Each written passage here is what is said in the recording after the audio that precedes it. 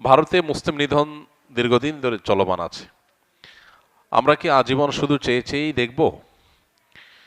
ভাই, অত্যন্ত কষ্টের প্রশ্ন। এই প্রশ্ন আমাদের সবারই মনের।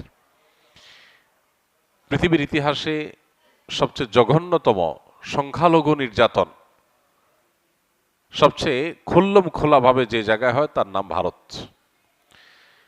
এত খুল্লম খোলা, এত জঘন্যভাবে সংখ্যালঘুদের উপর নির্যাতন পৃথিবীর অন্য কোনো জায়গায় হয় না। অভিশপ্ত ইসরায়েলিরা যে ফিলিস্তিনে যেটা করছে সেটাকে তো সংখ্যালঘু নির্যাতন বলা চলে না, সেটা তো আগ্রাসন, দখলদারিত্ব। কিন্তু একটা দেশে বিভিন্ন ধর্মের মানুষ বসবাস করে, সেখানে সংখ্যায় কেউ কম হলে তাদের প্রতি নির্যাতন, নিপীড়নের যে নজির ভারত রেখেছে, এটা পৃথিবীর কোনো দেশ এত জঘন্যভাবে আর রাখে নাই। তো এই জন্য প্রথম কথা হলো, ভারতের মাজলুম অসহায় মুসলমান, নির্যাতিত মুসলমানদের পাশে আমাদের সামর্থ্য অনুযায়ী দাঁড়ানোটা ফরজ। যতটুকু সামর্থ্য আছে ততটুকু, কিন্তু দাঁড়াতে হবে আমাকে। যতটুকু যেভাবে সম্ভব ততটুকু সেভাবে আমাদেরকে দাঁড়ানোর চেষ্টা করতে হবে। আমরা যদি মনে করি আমরা তো ভালো আছি, তো এটা হবে আমাদের সবচেয়ে বড় ভুল। কারণ কখনো কোনো মাজলুম মানুষের কষ্ট দেখে আমি তো ভালো আছি এই চিন্তা যারা করে, একসময় তারাও সেই কষ্টে পতিত হয়। অতএব আমাদের ইমানি যে চেতনা, আমাদের যে মানবিক মূল্যবোধ, সেটার তাগাদায় ভারতের মুসলিম নিধন, ভারতে মুসলমানদের মসজিদ, মাদ্রাসা একের পর এক উচ্ছেদ করা, দখল করার যে মহোৎসব চলছে, সেখানে বিভিন্ন ছুতা অজুহাতে বিভিন্ন নাটক সাজিয়ে সেখানে মুসলমানদের নিধন করাকে যে হালাল করা হচ্ছে, এটার বিরুদ্ধে আমাদের প্রত্যেকটা মানুষকে সর্বোচ্চ প্রতিবাদ যার যার জায়গা থেকে জানাতে হবে। এবং সেখানে এ জাতীয় জুলুম যেন বন্ধ হয়, সেটার জন্য আমাদের সরকারকে চাপ দেওয়া, সরকারের মাধ্যমে প্রতিবাদ জানানো রাষ্ট্রীয়ভাবে বিভিন্নভাবে, এটা আমাদের অব্যাহত রাখতে হবে। ইতিমধ্যে আমাদের সরকারিভাবে আলহামদুলিল্লাহ নিন্দা জানানো হয়েছে এবং সেখানে সংখ্যালঘু মুসলমানদের প্রতি জুলুম বন্ধ করার আহ্বান জানানো হয়েছে। সন্দেহাতীতভাবে এটা প্রশংসনীয় কাজ, এটা অব্যাহত রাখতে হবে। আমাদের সবচেয়ে লজ্জা হয় যখন আমরা দেখি যে ভারতীয়রা বা ভারত আমাদেরকে বলে যে এদেশে সংখ্যালঘু হিন্দুদের প্রতি জুলুম বন্ধ করতে। এটা যখন তারা বলে, এটা হয় আমাদের সবচেয়ে বড় লজ্জার কারণ, সবচেয়ে অবাক করা বিষয়। কারণ ব্যাপারটা এরকম যে চালনি সুইকে বলে যে তোমার পেছনে ছিদ্র আছে। চালনি যদি সুইকে বলে তোমার পেছনে ছিদ্র আছে, এটা যেরকম বেমানান, এটা যেরকম হাস্যকর, ভারতীয়দের বাংলাদেশের মানুষকে সংখ্যালঘু নির্যাতনের বিষয়ে সবক দিতে আসা এরকম হাস্যকর। কারণ তারা যেটা করছে, এটা পৃথিবীর কোনো সভ্য সমাজে, কোনো সমাজে, কোনো রাষ্ট্রে সেটা কেউই করছে না। অতএব তাদের এগুলোর বিরুদ্ধে আমাদের প্রত্যেকটা মানুষকে ঐক্যবদ্ধ থাকতে হবে। ভারতীয়দের এ সমস্ত অপকর্মকে যারা বৈধ মনে করে, যৌক্তিক মনে করে, তারা হলো এই দেশের তথাকথিত এক শ্রেণীর মানবাধিকার কর্মী, যারা মানবাধিকারের নামে পতিতাবৃত্তি করার অধিকার চায়। তারা মানুষের বাঁচার অধিকার এতটা চায় না।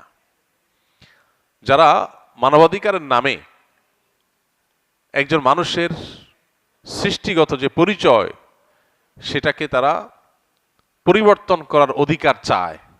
কিন্তু পৃথিবীর বহু প্রান্তে বহু মাজলুম মানুষ বিনা দোষে প্রতিনিয়ত নিহত হচ্ছে, খুন হচ্ছে, তাদের ব্যাপারে তাদের কোনো মাথা ব্যথা নাই। এই মানুষগুলাই এই ভারতে যে মুসলিম নিধন চলছে সে ব্যাপারে দেখবেন মুখে কুলুপ দিয়ে বসে আছে। অন্যান্য বিষয়ে তারা দেখবেন খুব সরব। কোনো মুসলমান যদি কোনো ভুল করে, সেটা নিয়ে তাদের সবাইকে দেখবেন সরব হয়ে গেছে। কিন্তু মুসলমানদের নিধন চলছে, এরপরে তারা সবচাইতে চুপ।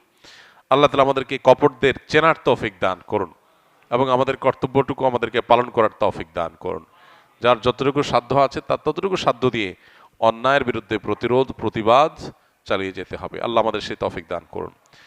শুধুমাত্র আকীদাগত পার্থক্যের কারণে একজন মুসলমান অপর মুসলমান ভাইকে গালিগালাজ অথবা আহত করার হুমকি দিতে পারে কিনা, খুবই জঘন্য কথা।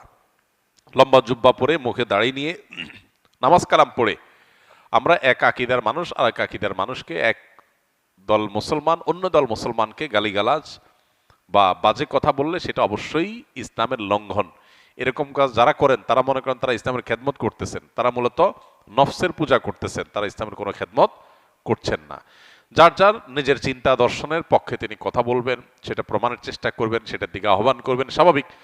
কিন্তু বিপরীত মতের লোকদের গালিগালাজ করা এটা ফাসিকি কাজ। নবীজি বলেছেন সেবাবুল মুমিনি ফুসুক, কোনো মুসলমানকে গালি দেওয়া এটা ফাসিকি কাজ, গুনাহের কাজ, কবিরা গুনাহ। বিধায় এটা কোনো মুসলমান করতে পারে না। আমরা আজকাল অনেককে দেখা যায় অনলাইনে একদল আরেকদলের বিরুদ্ধে গোষ্ঠী উদ্ধার করা, বাজে মন্তব্য করা, ধারণামূলক মন্তব্য করা, এগুলো আমরা অনেকেই অহরহ করছে এবং এগুলোকে দোষে কিছু মনে করছি না। আল্লাহ আমাদেরকে হেদায়েত দান করুন। কি কি বৈশিষ্ট্য দেখে কোরবানির পশু ক্রয় করা উচিত? কোরবানির পশু ক্রয় করার ক্ষেত্রে হৃষ্টপুষ্ট, সুন্দর, সুস্থ, সবল এটা দেখে কিনতে হবে। পশু যদি ল্যাংড়া হয়, খোঁড়া হয়, কানা হয়, অতিশয় দুর্বল হয়, তাহলে সেক্ষেত্রে সে সমস্ত পশু দিয়ে কোরবানি করা জায়েজ নয় বা উচিত নয়। তাহলে কোরবানির পশু হতে হবে ত্রুটিমুক্ত, দেখতে শুনতে যত বেশি হৃষ্টপুষ্ট হবে তত ভালো। তবে এর চাইতে গুরুত্বপূর্ণ বিষয় হলো আপনি কোরবানি কি গোশত খাওয়ার জন্য করছেন, মানুষকে দেখাবার জন্য করছেন, নাকি আল্লাহর জন্য করছেন, এটা গুরুত্বপূর্ণ। আল্লাহ বলেছেন লা ইয়ানালুল্লাহু লুহুমুহা ওয়ালা দিমাউহা ওয়ালাকিন ইয়ানালুহু তাকওয়া মিনকুম। তোমাদের কোরবানির পশুর গোশত অথবা রক্ত এর কোনোটাই আল্লাহর কাছে যায় না। আল্লাহর কাছে যায় কি? তোমাদের অন্তরের ভেতরে থাকা তাকওয়া, যে তাকওয়ার চেতনার ভিত্তিতে তোমরা এই কাজটা করো। বিধায় ওই দিকটাকে আমাদের বেশি মনোযোগ দেওয়া উচিত। কে কত টাকা দিয়ে গরু কিনেছে, ছাগল কিনেছে, জিতলো না হারলো, এগুলো নিয়ে যে পরিমাণ ডিসকাশন আমাদের মধ্যে হয়, আমরা আসলে কে কি উদ্দেশ্যে কোরবানি করছি শুধু আল্লাহকেই দেখাতে চাই না, বান্দার কাছে কোনো ফিডব্যাক আশা করি, এগুলো নিয়ে এরকম ডিসকাশন বা পর্যালোচনা হয় না। একটু কম দাম বেশ দাম হয়ে গেছে আমাদের অনেক টেনশন হয়, কিন্তু আমরা নিয়তটাতে কোনো ভেজাল হয়ে গেলে সেটা নিয়ে আমাদেরকে দুশ্চিন্তা করতে দেখা যায় না। এজন্য মূল বিষয়টা আমাদের মনোযোগ দেওয়া দরকার।